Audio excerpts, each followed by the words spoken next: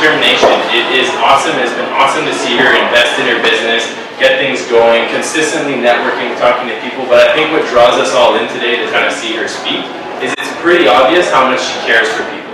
And I think that's why a lot of us want to come here and see what she has to say for her as well. I'll share a little bit about you guys, with you guys about my story before we get into Vanessa's talk. Feel free to take part. You see there's a card on your table, so we're going to jump in. It's going to be, the point is that you're going to be able to take a lot away from this tonight, so it's going to be good for you going forward, right? It's always nice to hear a talk and, you know, get motivated and stuff, but the point and the best speakers always leave you taking something away and remembering something from that event, but something that you can put into your own life.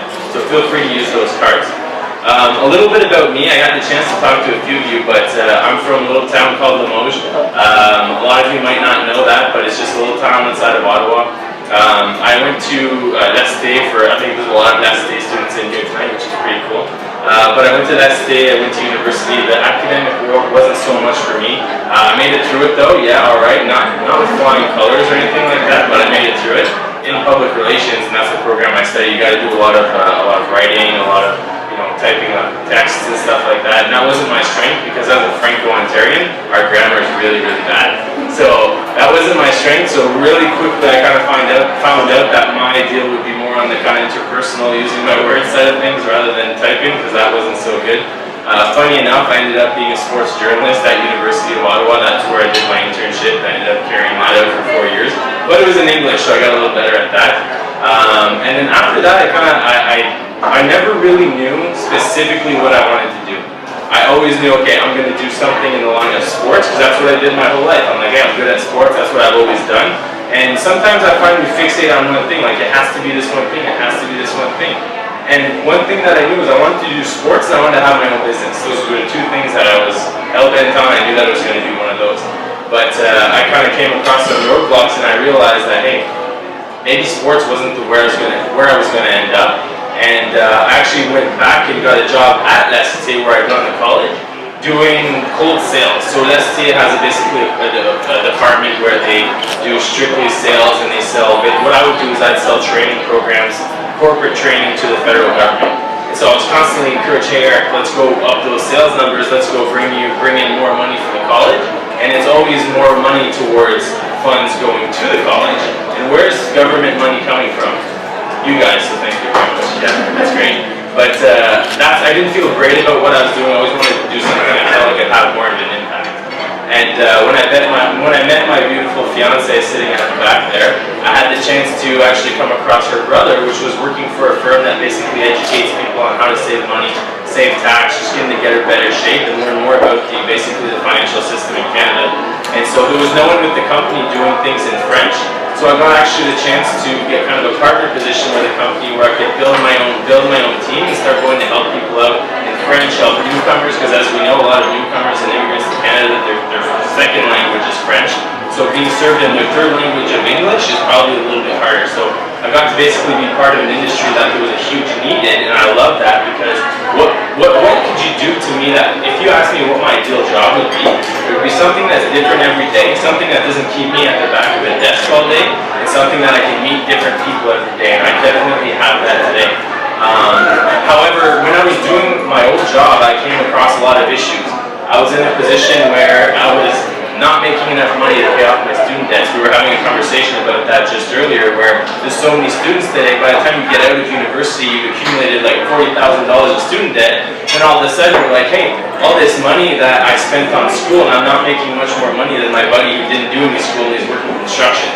Right? There's nothing wrong with that. I'm not putting that down. I'm just saying that it was tough to kind of get over that amount. I had like $40,000 of student debt. And so at the time I was doing absolutely everything that I could. Yeah, don't show this. I know it's a lot. But, so it is like a comedy act. One of the things that I was basically doing is I was just trying to hustle, find absolutely everything that I could, but my life was tough. There was a lot of stress. I had never traveled. By the time I was 22 years old, I hadn't gone outside of Ontario and Quebec in my entire life. That's pretty sad. And that was kind of funny, but it was sad at the time, and it just was in a high level of stress constantly, and that wasn't very much fun. The other thing is when I started dating Rachel, all of a sudden I'd take her out on a pretty ballin' date one week, but then I'd spend all my money, and the next week I'd be like, babe, you want to have a movie night? Right? Like, it was very much like, let's stay in because I'm broke, but she didn't know that at the time. But that was something I was living through every single week and trying to get through. And as much as it sounds funny, it wasn't fun. It was really, really stressful. So when I got the chance to actually be self-employed, I realized that, hey, at this point, when you run your own business, your potential for income is based on you. And if there's one thing that I liked about that is I knew that I'd like that because that was in my control. It didn't depend on seniority or hierarchy or favoritism or anything like that that comes with an organization. That just depended on me. So it's not like the world of entrepreneurism is for everyone, but it definitely was for me because I like that potential. So I actually started working with this company, and today my life is very, very different. We're pretty lucky for the life that we live today. We get to, I'd say we travel every 2 months now. As of November of last year, I actually quit my job, and one of the things that I was tired of at that job is that I was making at college a lot of money. I think our sales number was like 1.4 million in my last year. That's a lot of sales, but had my salary changed from year 1 to year 3? Not at all. It was no difference. I didn't get more responsibilities, I didn't get more income. Nothing changed, no bonuses or anything. So then I realized that, hey, instead of basically putting my efforts into making someone else a lot of money, what if I do it towards my own business sort of thing? And so I got the chance to quit that job. I quit that job in November, and as of November to now, I've made more than I had in my full last year at that job. So I didn't say that to brag, but I just say that to say, hey, it's pretty cool to see what you can actually do when you concentrate your own efforts and you put your own efforts into something and not towards someone else's business. Because all of a sudden that sense of responsibility changes a little bit too. And so now I'd say I travel every 2 months. We just got back on Monday from Texas. We were in Utah the month before. We have a whole bunch of other stuff lined up, and that's all stuff that I get to do because I control my own time, right? There's no one telling me yes or no, which is a pretty cool thing as well. So I'll leave you guys with a little bit of a message because that's kind of how I did that and how I got through that. Is really, there's a few things, but one of the major things is I think that you have to have reasons why. And I won't go into this too much because I know Vanessa's going to talk about this a little bit, which is going to be exciting, but I always see it as a campfire, right? And you know what, if you're, you hear a lot in the kind of the world of personal development and stuff like that in business, that if you're going to make it really big and you want to be persistent, you have to have one burning why. You have to have one thing that will drive you to accomplish anything that you want. But not all of us, and I remember I was in this position, someone's telling me, hey, you have to have one burning why, you have to have one thing, and I started wondering, well, I don't know what that is. Maybe I just don't have many desires, but I don't know what that one thing is. And I see it more as a campfire, whereas if you want a campfire to roar big flames, you have to throw lots of logs in there, right? But how do you start it? You start it with some twigs, right? There might be some little things that you want. Hey, I just really want to take a weekend away. Well, that's a twig that you throw in your fire. Hey, I just really, really want to buy a new car. Well, that's maybe like a medium one that you're throwing. Right? There's all these little things, but then there can be huge logs. Like one of my hugest things is that I do not want me and my fiance to be stopped from having kids. That makes me a little bit emotional, but I don't want to be stopped from having kids because of money. That's a huge log for me. Right? I don't want to be scared about going and having kids because I can't afford it, or that I don't know what type of lifestyle I'll be able to give that kid. That is a huge why in my fire. But there's all this little stuff too that I want to accomplish, right? But then what happens when it rains? What happens to a campfire when it rains? Right? It goes out. So it's going to rain in life too. And that tends to bring our flame down a little bit. And when our flame goes down, our effort and our drive goes down too. Right? So it's just a way to kind of think of those things where it's like, hey, when it's raining, you know what? You got to just fan that fire. It's your job to fan that fire and get it rolling again.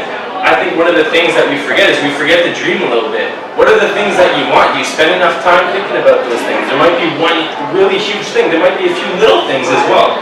And I know Vanessa's going to spend some time on that. She's going to crush it, so I'm going to let her keep going in that direction there. But I always try to think of it as a campfire. How's my campfire doing? I'm constantly evaluating that. Am I thinking of the things that I want? Do I have goals in regards to what do I accomplish? And that leads me to a lot of the things that I do want. And so I'll kind of leave you on this before we bring Vanessa up, but one thing to note in regards to all this stuff is that no matter what, no matter how many goals you have, no matter how many logs are in your fire, the things that you want to accomplish, there's going to be discomfort involved. Discomfort, you don't earn these big things in life, right? People who succeed, people who get where they want to go, don't earn these things without being uncomfortable. And that's one of the things that we struggle with, is making ourselves uncomfortable because it's not natural. Our brain's kind of pushing us the other way a little bit.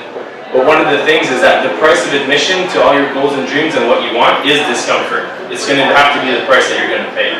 So, and the other thing is that usually it has to be paid in full. You can't just pay it a little bit too.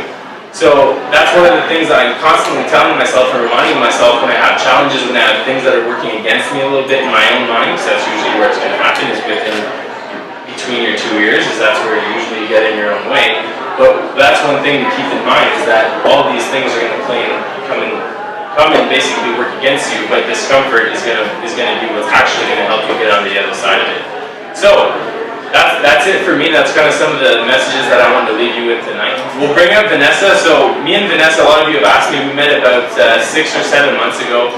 We actually met a little bit randomly. We kind of recognized each other from that state. We started up a conversation. I introduced her a little bit to my business. She became a client of mine, and our friendship has definitely flourished ever since.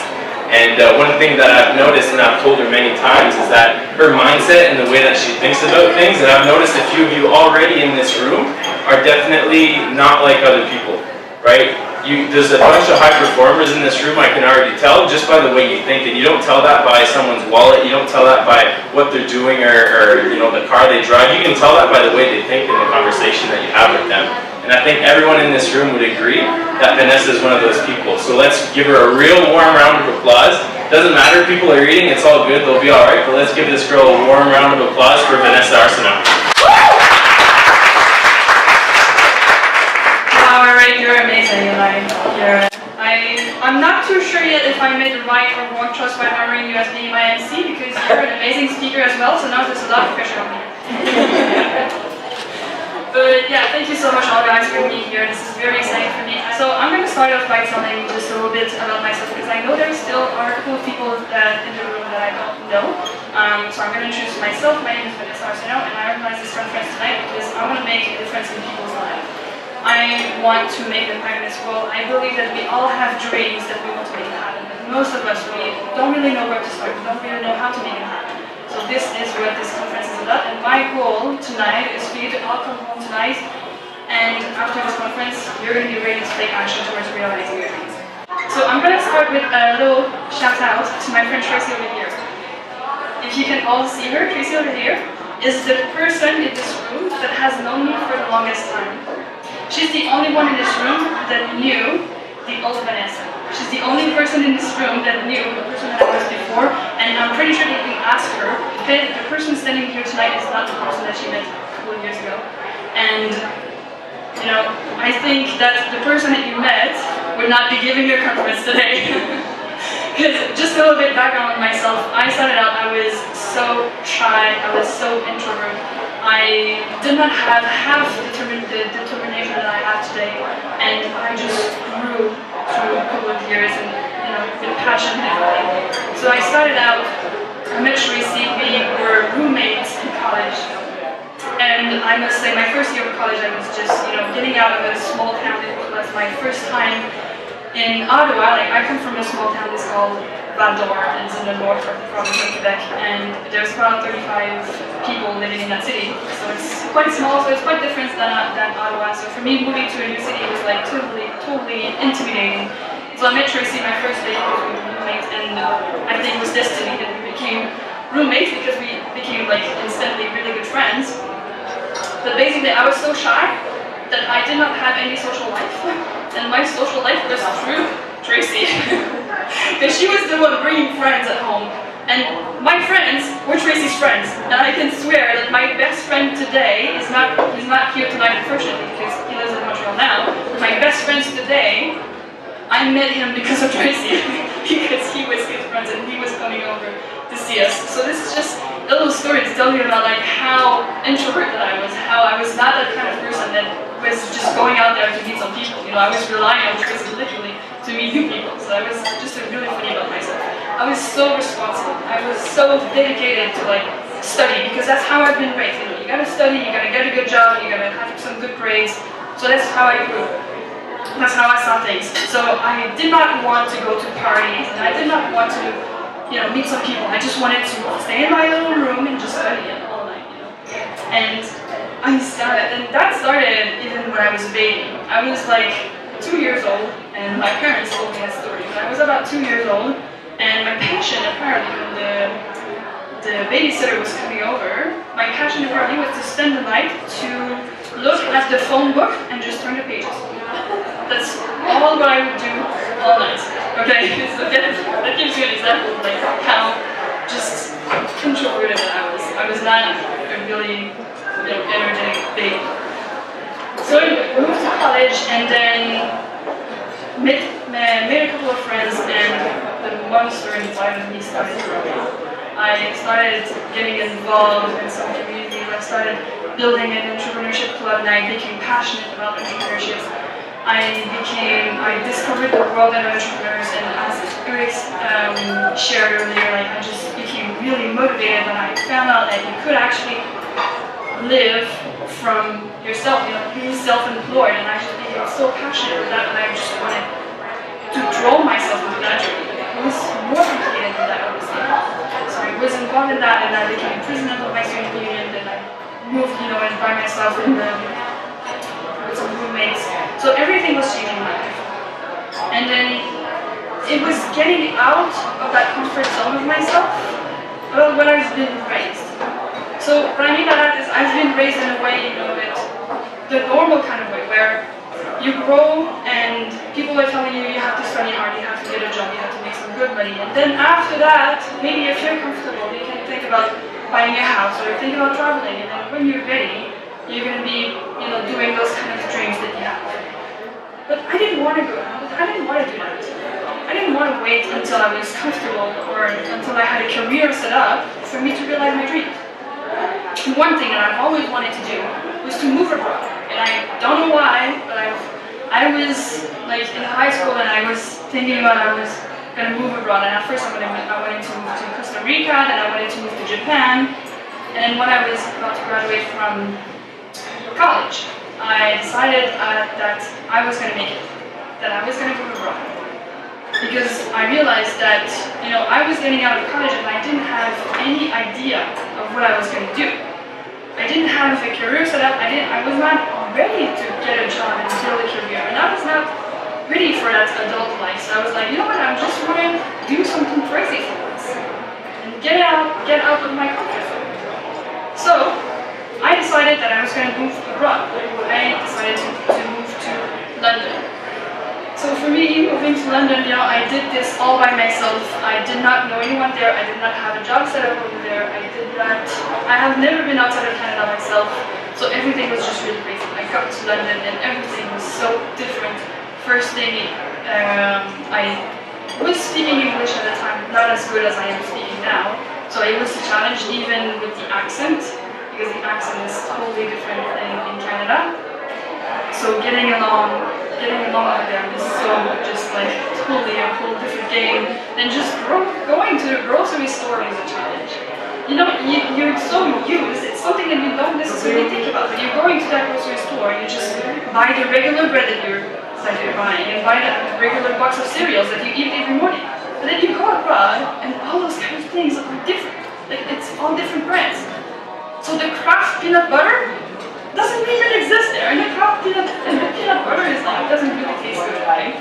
So I was like really disappointed and really missing it. But anyway, every day was a challenge.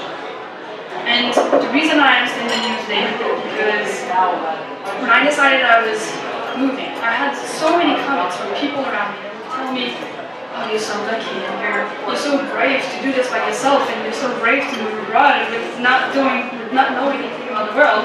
That's what's going to be happening over there. And people are like, I wish I could do that, but I don't have the guts, or I have children, or I have a house, or I have a career, or whatever reason that they have, which I understand. But I find it so sad that there's a lot of us that are dreaming about things, but we have excuses, or we have reasons for not realizing that. And for me, I was not different than any other person. Like, I did not have the money either. I did not have any idea of what I was getting myself into. So, but I just went for it because that's something that I wanted really bad.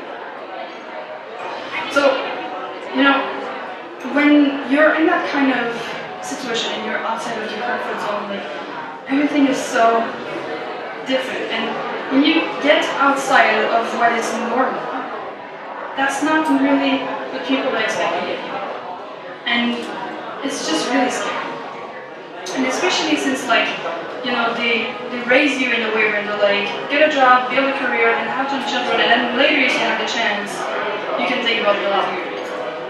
But then what happens then is that, you know, you're later in your life, and then you have some commitment, you have a house, you have some children, you have whatever you have at that moment. So it's even harder for them to realize your dreams.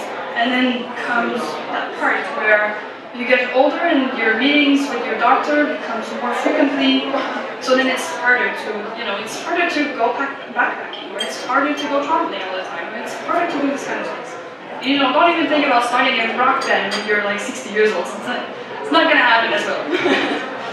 So time flies so quickly. It's just crazy.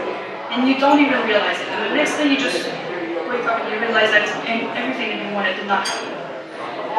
So every one of you now are here tonight. I know that you have an idea. I know that you have a dream. That's probably the reason why you came here, besides the fact that you came here to support. That's probably the reason why you should have because you have a dream. So I would like for you all to take a moment to thank yourselves for coming over here, because this is amazing what you just did. You know, time flies by so quickly, and we get so busy with lives and everything that we don't even think about taking the time for ourselves. And I'm one of the people that does that all the time. And you know, it's just so easy to forget what we have to do. And I just keep thinking of how, you know, you never have enough time. And when you do have time, you want to make sure you use it properly. So what you do, you try to plan ahead of what you have to do. So I was like that when I was in college, and I did not have lots of times. When I would have the time, I wanted to use it carefully. So when you've got an hour to spend, you're wondering, it's finals, and you're wondering, I've got an hour, so should I spend it on studying my exams, or should I spend it on watching Netflix? And what do? We watch Netflix. Yeah, I do that. So what you did tonight coming over here is amazing. And as I said, we've all got dreams, and I know that every single person in this room has the capacity to realize that. And why is that? Because by showing over here and taking the time out of your busy schedule to show up here, shows that you have willingness, you have a reason. And since you've been showing willingness by coming over here tonight, I know that you have what it takes to realize your dreams. So I want you all to take a moment and think about that reason that you came here. What is it that you want, really? Okay? Because that reason is what's going to drive you. That reason is the first step into achieving what you want. You know, there's a lot of things that when we start our dreams that we're not sure of. So we all start by wondering, like, how do we make this happen? How do we start? You know, it's great that we all have those crazy and ambitious ideas. But we never know, like, really, how do we start? Like, you're just thinking that someday it's going to go. You don't really worry about it too much. So tonight, that's what I'm here to do. Like, we're going to break everything steps by steps. So we'll all start. You've all got some sheets of papers on your tables and everything. So we'll all start by writing down what is that dream that we want you to achieve. And the thing that you want the most in your life, I want you to write it down. And you know, while I was prepping this conference today, I made a little research, and I wanted to know what are the benefits of writing down the goals. Before I would ask you to write down your goals, that's what I wanted to do. I wanted to share with you why this is so important to write down your goals. So I found out that there's a psychology professor, Dr. Gail Matthews. She researched on the benefits of writing down your goals. And she found out that you are 42% more likely to realize your dreams only if you write them down regularly. So it sounds stupid, you know, just by writing down your goals, they're 42% more likely to come true. So I would say that it's worth a shot, you know. So let's start with that. But the way that she explained that is it's related to how our brain works. So you start, I'm pretty sure that most of us knows how our brain works, that there's two parts of it. There's the right hemisphere and the left one. And how it works is that the right side is related to everything that is imagination, feelings, dreams, thoughts, everything is in that right part of the brain. And the left side is related to the logic and reality. So what you do when you write down your goals is when you only think about your dreams, you're only using the right side. But when you're writing it down, you're actually using now the left side. So what happens is that you are using both parts of your brain and you transform that imagination into reality. So that's pretty cool. And the other thing as well is most of us, I'm pretty sure that are visual people. Who else is visuals here? Yeah, so most of us, right? So what you do, not only by writing it down now, even also if you write it in your own handwriting, writing down your goals, you are now seeing them as well, which has a really powerful effect on your subconscious. So I want you all to take a few minutes just to write down what is it you want the most in your life. And it doesn't have to be something that you want in the short term, it can be something that you want in the long term, it can be 10 years from now, it doesn't really matter. But it has to be something that you want really badly.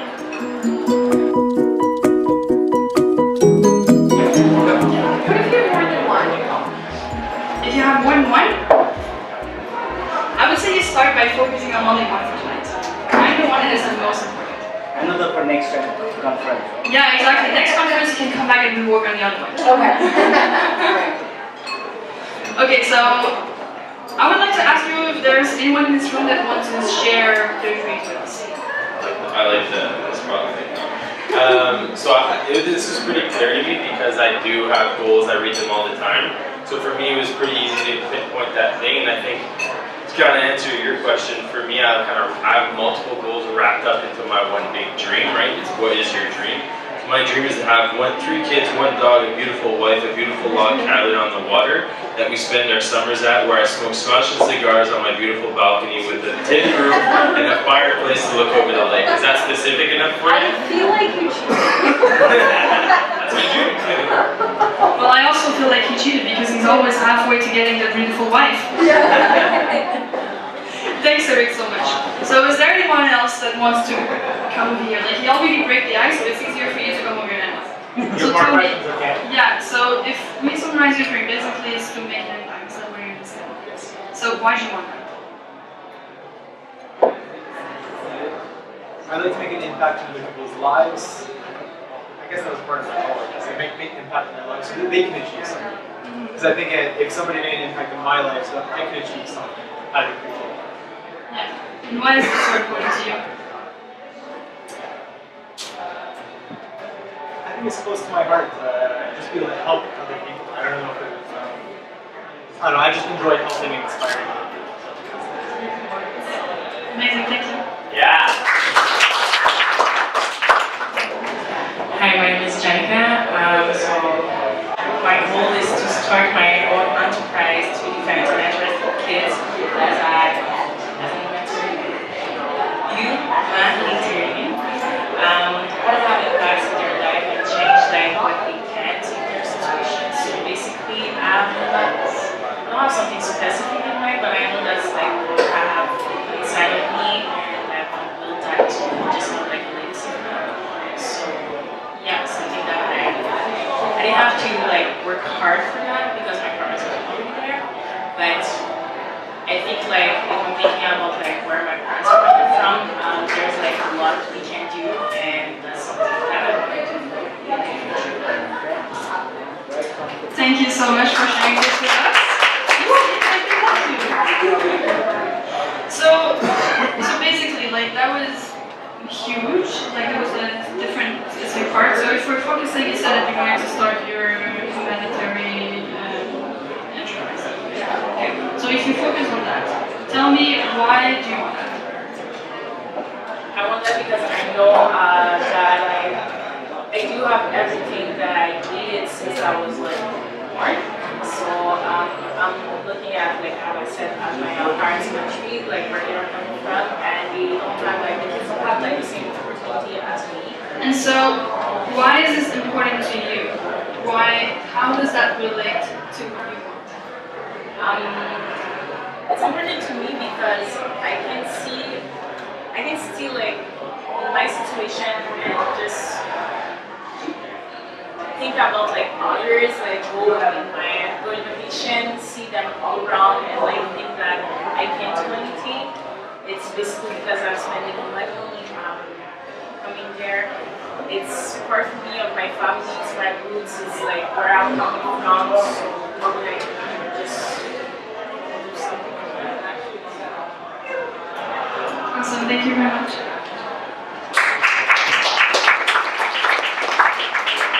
So the point that I wanted to make by asking Janika and Scott, why is this so important to you? Because that reason that you give, why is this so important to you, is what is going to drive you. That reason is what is going to lead you through your challenges and tough times.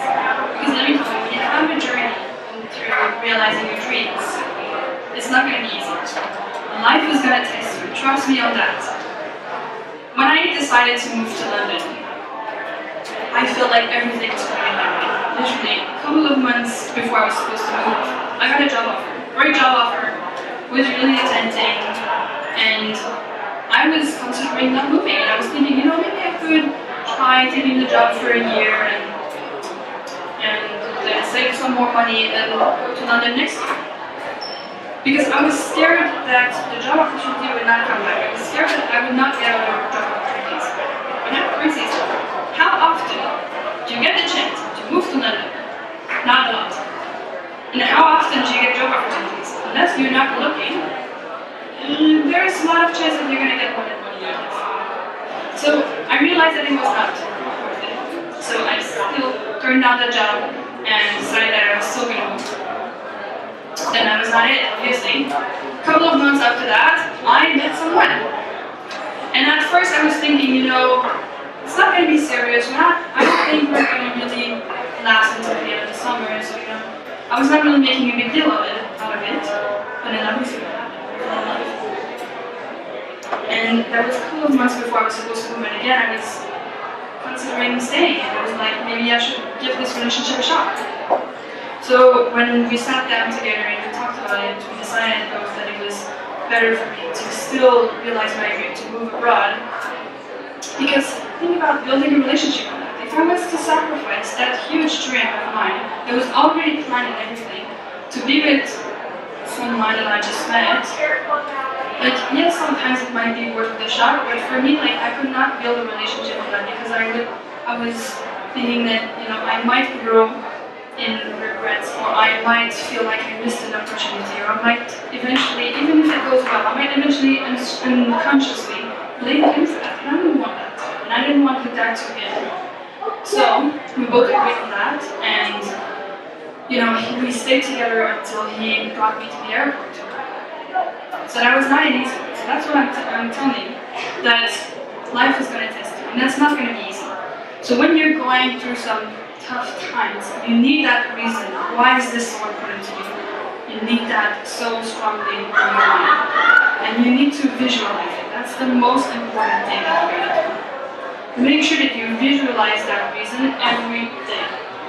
Have it printed somewhere, you know, if you're saving for a great car that you really want, print a picture of your car and put it in your windows when you're getting ready in the morning, or whatever, like you need to visualize this every day. So that's why I'm asking you tonight to write down your goals, because I want you to take this home after this conference and make sure that you look at it every single day. Okay? I'll tell you the story of my mom. My mom's an amazing woman, and in her mid-20s, she used to weigh 280 pounds. And one day she realized that it was enough. She wanted to change that. She wanted to take back control of her life. So she started changing her eating habits. She changed her whole diet. She started training and everything. And to keep her motivated, I still remember that she had a glass with some small balls in it. And every time that she would lose weight, well, she had some glass with the small balls in it, but there was, like, the number of balls in the glass was the number of pounds that she had to lose. And so what she did is that every time that she would lose weight, she would take out of the glass the amount of balls of the pounds that she lost, until there was none left. And I still remember that glass being empty. But you know, my mom lost 150 pounds in 1 year. that is crazy. And the biggest challenge is to maintain her weight every day. So do you know what she does? She's got a picture of herself of when she was overweight. It's on the fridge at home and it's still there today. And she visualizes it every day to remind her that she does not want to go back to that. And I think it's so powerful. You know, she sees it every day and she keeps it as a reminder. And she uses it for the times. So what we'll start by doing, I want you to figure out what is that reason why that your dream is so important to you and write it down. And not only write it down, but make it impactful. Make sure that you have some drawings around it or plan whatever you got to do with it, but write down why is this so important to you. So now what do you think the next step will be? How? What? We're going to set goals. Okay, so what you want to do is to have some specific goals. And I don't know if anyone in this room knows about the SMART goals, S-M-A-R-T. Would someone volunteer? You seem to know what you're talking about. Do you want to volunteer to explain what that is? I saw you agreeing. Yeah. Hi everyone, my name is Josephine Mensa. I met Vanessa through Toastmasters just about maybe 1 month now. I think we've known each other, yeah. So the SMART goals, I've heard different variations of it, but I know S is specific, M is I think manageable, A is, thank you, achievable, R is it reasonable or realistic, okay, and T is task oriented, time, okay. Sorry, but I've heard different variations as well. So, but the SMART goals just kind of helps you manage with your goal setting. So, for me personally, I found out about it through like career services and human resources. Yeah, that is great. You passed the test, by the way. So there is indeed many variations to it. Like you can hear many different. Like sometimes the letters are not exactly the same, but basically it's all the same. Specific, measurable, attainable, realistic, and time-bounded. So you gotta make sure that your goals reach all those specifications. We'll do that. So the most important part is set up a date for you. So on your paper you've got a date goals. I want you to write that down. Think about when is it that you want this to happen.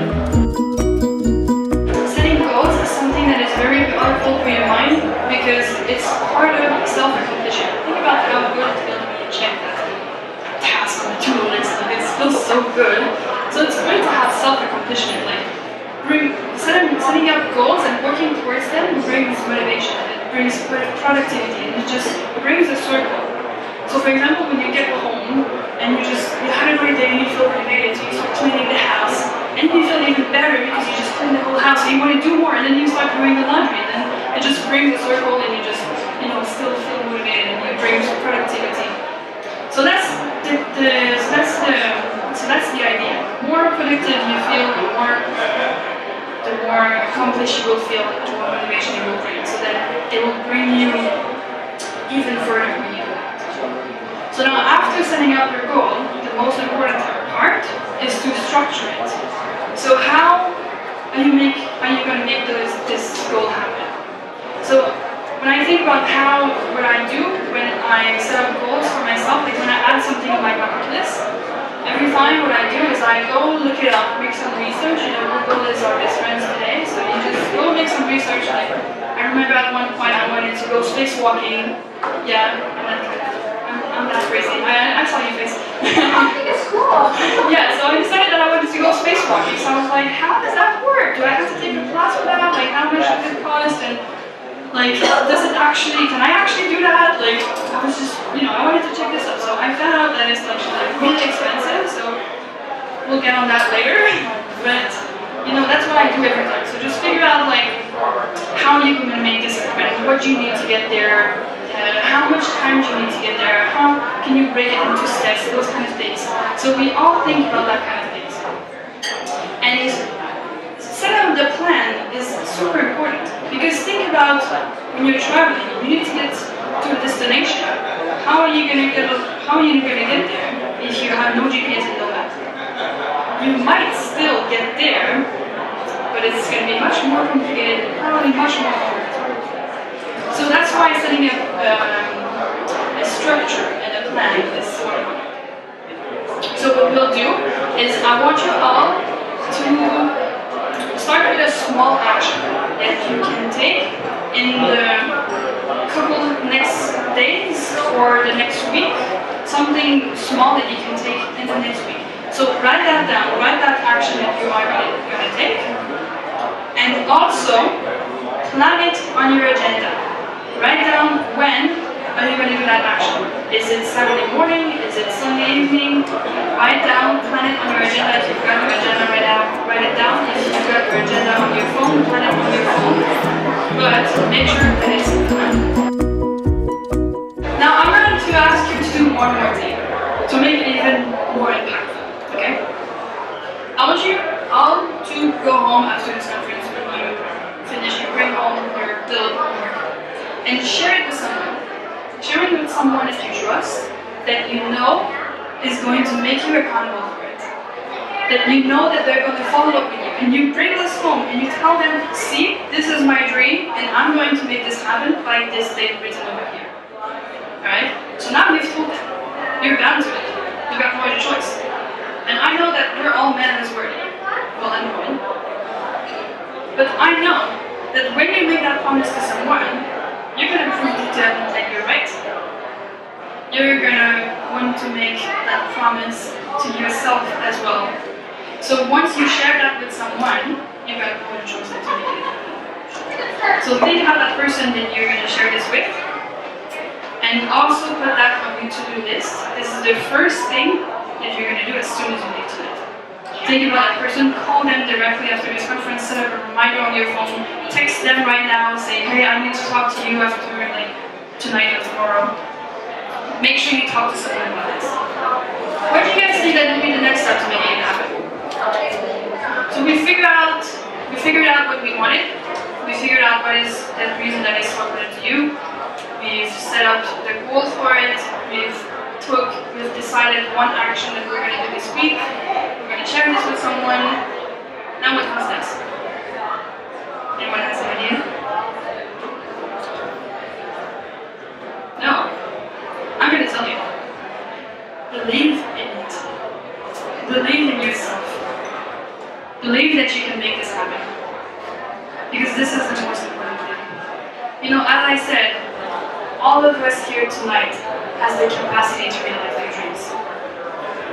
And even if you think that we don't, let us all think about something. And I want you to take notes on that. Think about what you need to realize that dream. Do you need more experience? Do you need some new skills? Do you need more confidence? Think about what you already have that is going to help you in realizing it. So what skills do you already have? What contacts do you already have? What is useful to you and you can use in that? If you know someone that can help you, call them. Think about what you already have. And then think about what you don't have. What's missing for you to realize that dream? And for each thing that you name, make a list of something that you can do to get what you need. So if you need a new skill, how are you going to find that skill? If you need a new experience, how are you going to find that experience? If you need a certification of some sort, how can you get that certification? So make a list of what you can do to realize that dream. And what you'll probably realize is that even if you don't yet have what it takes for you to realize that dream, if you're willing to put in the effort, you can always figure out a way to become that person that you need to be to realize your dreams. It all starts from that, and you remember the story that I told you about when I moved to London. I didn't have any idea what I put myself into, and I just finished school. I was getting out of college and I didn't have any money. I was $25,000 in debt. I'm pretty sure that most of the students are. I did not have any experience. I've never been outside of Canada. So for me, I did not have any expectations of what was going to happen. But I figured it out. I Googled it. But I figured it out. for the money-wise, I took every job that I could, even if I hated it. I was serving some champagne at some fancy event with a bow and tie, and I was hating it. But I did it. I found the money that I needed to move on. And when I got over there, I did not have any idea what to do. And I made it, and I'm no one special. I'm no different than you. Plus, I'm only 22 years old. So if I can make it, anyone in this room can make it. You know, we're not different. Forget about all your excuses. Forget about your, I don't have the money, because you can always figure out a way to make more money. As I said, I took every job that I could. Forget about your, I don't have the time, because you're not taking the time. And forget about the, I'm too scared. What are you scared of? What people are going to say? Because let me tell you this, you could spend your whole life sitting on a rock and doing nothing, and people will still talk behind your back. So you might do whatever you want to do. Being scared is a mental barrier. And when I was moving to London, I remember everyone was saying how I was so brave to do this by myself and start a new life from scratch when I knew anything about what was going to happen. And especially my father. My father is the kind of man that likes to stay very comfortable, you know. He doesn't get out much. He's from a small town, so he's got his little routine. So for him, me moving to a country was like completely like. But when I got back, he told me, you know, like, I would never do something like that, but if it was me, I would have landed in London, and as soon as I would be in the airport, I would crawl under a bench and cry until the paramedics come and get me. But when I answered surprised him, because I told him, you know what, that's not what would have happened. That's what you would have felt like doing. But I know this because this is exactly how I felt like doing too. Like sometimes I just wanted to cry myself and wait for the paramedics to come and get me, or my parents to come rescue me. But when you're in that kind of situation, you've got no other choice than to face it and keep your head up. And because we're responsible people, we figure things out. So when I moved to London, yes, it was so scary for me. But I took it one step at a time. And I remember, when I moved, literally everything that I had was a one-way plane ticket, 2 suitcases, and 1 week booked in a hostel. So literally, when I arrived in London, I had no other choice than to figure it out because I had 1 week to do so. So what I did, I started by taking a whole day to visit some places that I could live in. Then I started, I chose a place, moved in, then I started applying for jobs and went to some interviews, started working, chatted to some people around, made some new friends. And the next thing I know, I've built a life.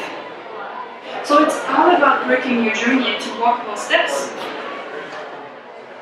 It's far more intimidating to think, I'm going to clean the whole house today, than to say, I can start by folding that laundry basket. So when you're outside of your comfort zone like that, it's all about facing it and getting outside of your comfort zone to figure things out and figure out a way to solve it. There's a great quote by John Maxwell. He's one of the top leaders in this world, and he says, jump, and then build your wings on the way down. So literally that means that sometimes all you need is just a little push for you to realize that you do have the guts to realize it. So don't you think that imagining the regrets you might have by not doing something is way scarier than actually taking action? Because think about it, even if you fail, at least you've tried. You can't avoid running a marathon because you're scared that you're not going to do it. And when you grow old and you look back at your life, wouldn't you prefer laugh at your failures and say, oh well, than wondering what if? I've heard the story of Bronnie Ware. She's a nurse that used to work with people that are in the last couple of weeks of their lives. And she wrote a book about the 5 biggest regrets of the day. And the number one regret that came out was, I wish I'd had the courage to live a life true to myself, not the life others expected of me. So those people, when they look back at their lives, and they're realizing all the dreams that they had that did not came true because of decisions that were not taken,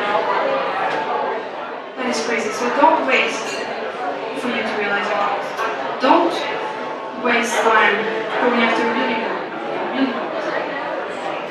Don't care about what people are going to expect of you or what they're going to say, because it doesn't matter. You know, time is so short. So you've got no time to waste going after those kind of dreams. You don't want to become those persons that ends up at the end of their lives and they're looking like regret and not doing something about it. So time is something that will pass anyway. And if you got something to lose money that time. Because you can always make more money, but you can't get more time. So right now is a good time to start. Right? Thank you very much.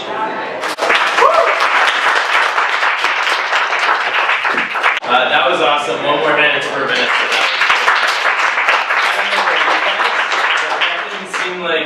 To me, didn't seem like someone who just gave her first talk. So that was really, really impressive. Great job.